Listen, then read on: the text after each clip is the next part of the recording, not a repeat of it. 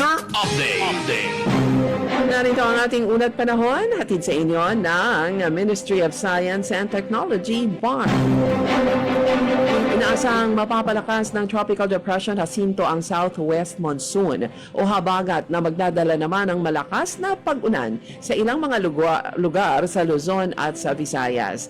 Ayon ito sa State Weather Bureau na pag-asa. Sa Mindanao, nakakaapekto pa din ang southwest monsoon. Maulap ang hipapawid sa Zamboanga Peninsula at sa Dinagat Islands, gayon din sa iba pang mga riyon ng Mindanao. Posible ang mahinang pag-ulan sa dakong hapon at gabi, dala naman ito ng hanging habagat. Yan ang ating ulat panahon, hatid sa inyo ng Ministry of Science and Technology, BARM.